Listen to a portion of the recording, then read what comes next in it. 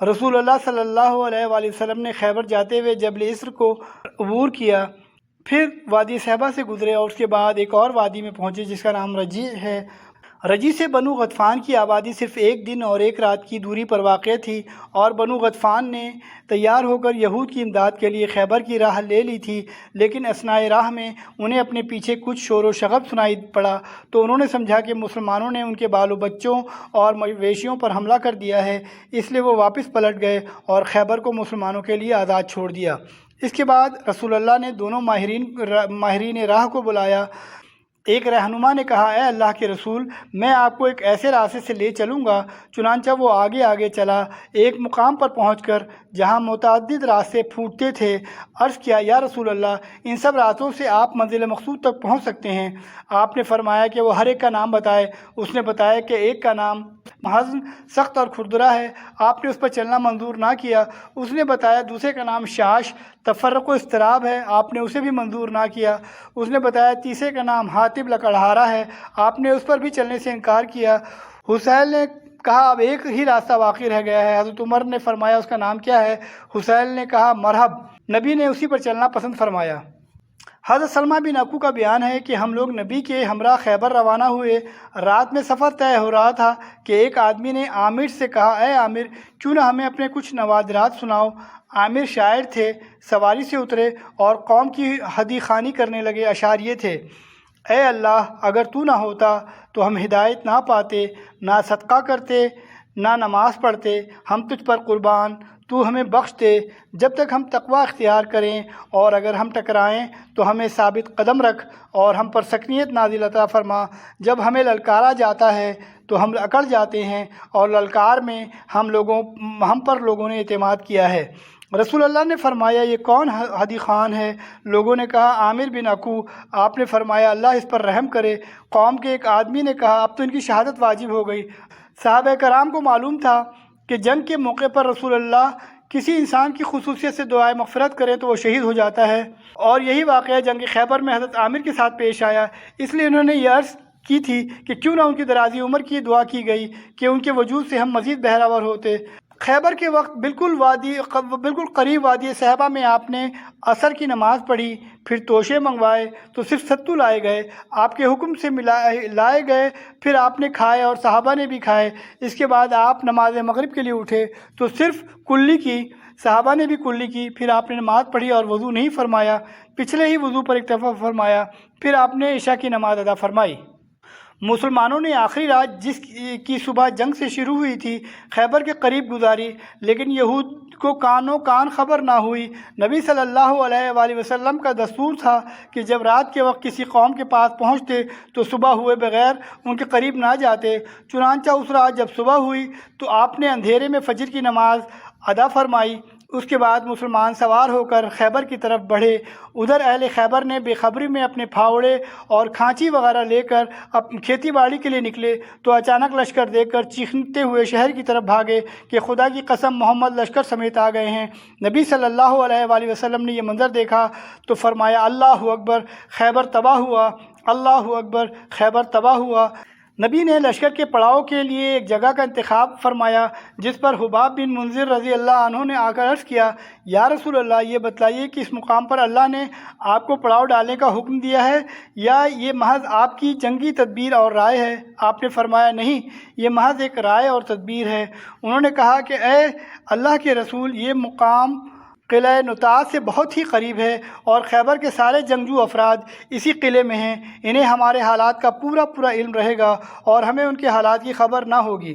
ان کے تیر ہم تک پہنچ جائیں گے اور ہمارے تیر ان تک نہ پہنچیں گے، ہم ان کے شقوں سے بھی محفوظ نہ رہیں گے۔ پھر یہ مقام کھجوروں کے درمیان ہے، پستی میں واقع ہے اور یہاں کی زمین بھی وبائی ہے، اس لیے مناسب ہوگا کہ آپ کسی ایسی جگہ پڑاؤ ڈالنے کا حکم فرمائیں جو ان مفاسد سے خالی ہو اور ہم اسی جگہ منتقل ہو کر پڑاؤ ڈالیں۔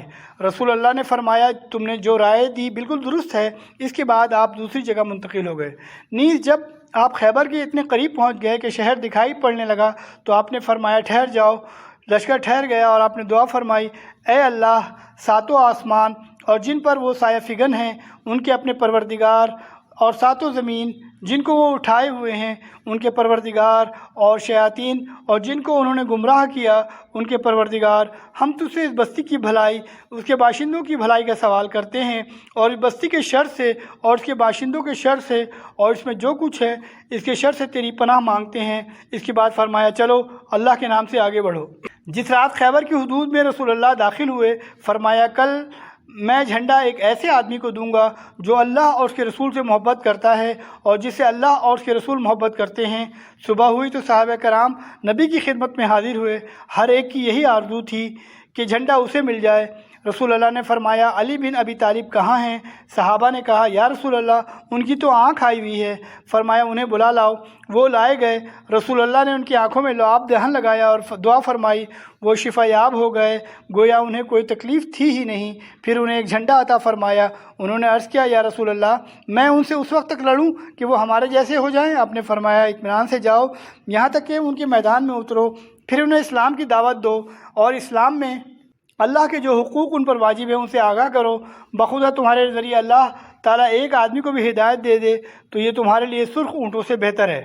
خیبر کی آبادی 2 منطقوں میں بٹی ہوئی تھی۔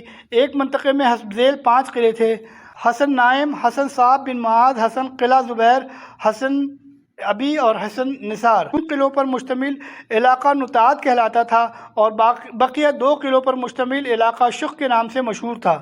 مذکورہ بالا 8 قلعوں میں سب سے پہلے قلعہ نائم پر حملہ ہوا، چونکہ یہ قلعہ اپنے محل وقوع کی نزاکت اور اسٹریٹجی کے لحاظ سے یہودی کی پہلی دفاعی لائن کی حیثیت رکھتا تھا، اور یہی قلعہ مرحب نامی شہزور اور جانباز یہودی کا قلعہ تھا جسے 1000 مردوں کے برابر مانا جاتا تھا۔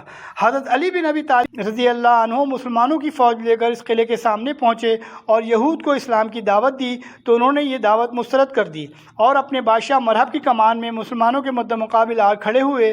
میدان جنگ میں اتر کر پہلے مرحب نے دعوت مبارزت دی، جس کی کیفیت سلمہ بن اکو نے یوں بیان کی ہے کہ جب ہم لوگ خیبر پہنچے تو ان کا بادشاہ مرحب اپنی تلوار لے کر ناز و تکبر کے ساتھ اٹھلاتا اور یہ کہتا ہوا نمودار ہوا کہ خیبر کو معلوم ہے کہ میں مرحب ہوں، ہتھیار پوش، بہادر اور تجربہ کار، جب جنگ و پیکار شعلہ زن ہو۔ اس کے مقابل میرے چچا عامر نمودار ہوئے اور فرمایا خیبر جانتا ہے کہ میں عامر ہوں، ہتھیار پوش، شہزور اور جنگجو۔ پھر دونوں نے ایک دوسرے پر وار کیا۔ مرحب کی تلوار میرے چچا عامر کے ڈھال پر جا چبھی اور عامر نے اسے نیچے سے مارنا چاہا لیکن ان کی تلوار چھوٹی تھی۔ انہوں نے یہودی کی پنڈلی پر وار کیا تو تلوار کا سرا پلٹ کر ان کے گھٹنے پر آ لگا اور بالآخر اسی زخم سے ان کی موت واقع ہو گئی۔ نبی نے اپنی 2 انگلیاں اکٹھے کر کے ان کے بارے میں فرمایا کہ یہ ان کے لیے دوہرا اجر ہے، وہ بڑے جاباز مجاہد تھے، کم ہی ان جیسا کوئی عرب روئے زمین پر ہوا ہوگا۔ بہرحال حضرت عامر کے زخمی ہو جانے کے بعد مرحب کے مقابلے کے لیے حضرت علی تشریف لے گئے۔ حضرت سلمہ بن اکو کا بیان ہے کہ اس وقت حضرت علی نے یہ اشعار کہے: میں وہ شخص ہوں کہ میری ماں نے میرا نام حیدر شیر رکھا ہے، جنگل کے شیر کی طرح خوفناک، میں انہیں سا کے بدلے نیزے کی ناپ پر پوری کروں گا۔ اس کے بعد مرحب کے سر پر ایسی تلوار ماری کہ وہ وہیں ڈھیر ہو گیا۔ حضرت علی کے ہاتھوں ہی ایک فتح حاصل ہوئی۔ جنگ کے دوران حضرت علی نے یہود کے قلعے کے قریب جا پہنچے تو قلعے کی چوٹی سے ایک یہودی نے جھانک کر پوچھا تم کون ہو؟ حضرت علی نے کہا میں علی بن ابی طالب ہوں۔ یہود نے کہا اس کتاب کی قسم جو موسیٰ علیہ السلام پر نازل کی گئی تم لوگ بلند ہوئے۔ اس کے بعد مرحب کا بھائی یاسر یہ کہتے ہوئے نکلا کہ کون ہے جو میرا مقابلہ کرے گا؟ اس چیلنج پر حضرت زبیر رضی اللہ عنہ میدان میں اترے۔ اس پر ان کی ماں حضرت صفیہ رضی اللہ عنہ نے کہا یا رسول اللہ کیا میرا بیٹا قتل کیا جائے گا؟ آپ نے فرمایا نہیں بلکہ تمہارا بیٹا اسے قتل کرے گا۔ چنانچہ حضرت زبیر نے یاسر کو قتل کر دیا۔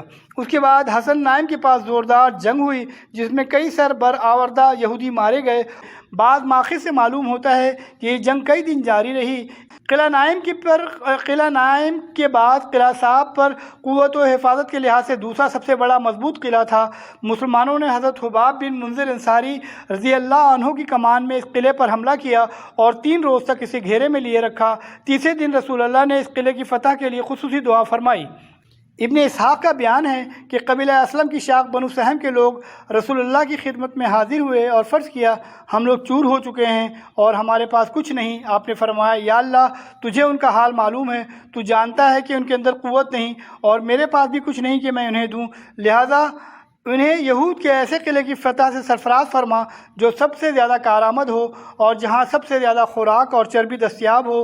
اور جب دعا فرمانے کے بعد نبی نے مسلمانوں کو اس قلعے پر حملے کی دعوت دی تو حملہ کرنے میں بنو اسلم ہی پیش تھے۔ اس حملے میں قلعے کے سامنے مبارزت اور مارکاٹ ہوئی۔ اللہ عز و جل نے سورج ڈوبنے سے پہلے قلعہ صعب بن معاذ کی فتح عطا فرمائی، اور خیبر میں کوئی قلعہ ایسا نہ تھا جہاں اس قلعے سے زیادہ خوراک اور چربی موجود ہو۔ مسلمانوں نے اس قلعے میں بعض منجنیقے اور دبابے بھی پائے۔ ابن اسحاق کی اس روایت میں جس میں شدید بھوک کا تذکرہ کیا گیا ہے، اسی کا نتیجہ تھا کہ لوگوں نے فتح حاصل ہوتے ہی گدھے ذبح کر دیے اور چولہوں پر ہنڈیاں چڑھا دیں، لیکن جب رسول اللہ کو اس کا علم ہوا تو آپ نے گھریلو گدھے کے گوشت سے منع فرمایا دیا۔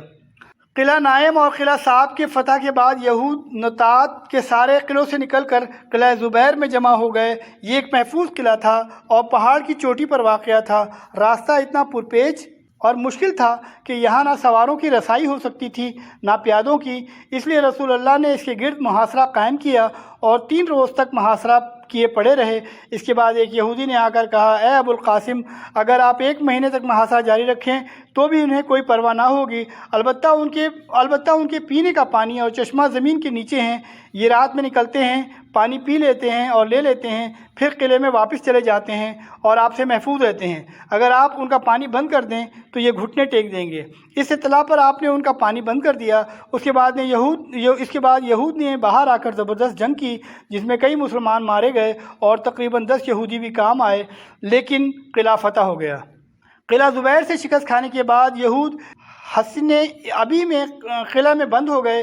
مسلمانوں نے اس کا بھی محاصرہ کر لیا۔ اب کی بار 2 شہزور جاں باز یہودی یکے بعد دیگرے دعوت مبارزت دیتے ہوئے اترے اور دونوں ہی مسلمان جاں باز کے ہاتھوں مارے گئے۔ دوسرے یہودی کی قاتل سرخ پٹی والے مشہور جاں فروش حضرت ابو دجانہ سماک بن خرش انصاری رضی اللہ عنہ تھے۔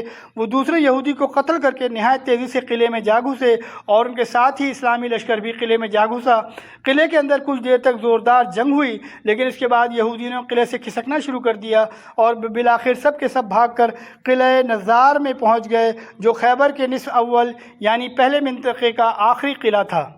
یہ قلعہ علاقے کا سب سے مضبوط قلعہ تھا اور یہودیوں کو تقریباً یقین تھا کہ مسلمان اپنی انتہائی کوشش صرف کر دینے کے باوجود اس قلعے میں داخل نہیں ہو سکتے، اس لیے اس قلعے میں انہوں نے عورتوں اور بچوں سمیت قیام کیا، جبکہ سابقہ 4 قلعوں میں عورتوں اور بچوں کو نہیں رکھا گیا تھا۔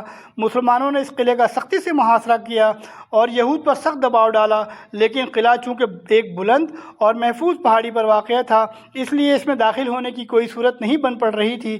ادھر یہود قلعے سے باہر نکل کر مسلمانوں سے ٹکرانے کی جرت نہیں کر رہے تھے، البتہ تیر برسا کر اور پتھر پھینک کر سخت مقابلہ کر رہے تھے۔ جب اس قلعہ نزار کی فتح مسلمانوں کے لیے زیادہ دشوار محسوس ہونے لگی تو رسول اللہ نے منجنیق کے آلات نصب کرنے کا حکم فرمایا۔ ایسا معلوم ہوتا تھا کہ مسلمانوں نے چند گولے پھینکے بھی، جس سے قلعے کی دیواروں میں شگاف پڑ گیا اور مسلمان اندر گھس گئے۔ اس کے بعد قلعے کے اندر سخت جنگ ہوئی اور یہود نے فاش اور بدترین شکست کھائی۔ وہ بقیہ قلعوں کی طرح اس قلعے سے چپکے کھسک کر نہ نکل سکے، بلکہ اس طرح بے محابہ بھاگے کہ اپنی عورتیں اور بچوں کو بھی ساتھ نہ لے سکے اور انہیں مسلمانوں کے رحم و کرم پر چھوڑ دیا۔ اس مضبوط قلعے کے فتح کے بعد خیبر کا نصف اول یعنی نطات اور شق کا علاقہ فتح ہو گیا۔ اس علاقے میں چھوٹے کچھ مزید قلعے بھی تھے، لیکن اس قلعے کے فتح ہوتے ہی یہودیوں نے ان باقی ماندہ قلعوں کو بھی خالی کر دیا اور شہر خیبر کے دوسرے منطقے یعنی طیبہ کی طرف بھاگ گئے۔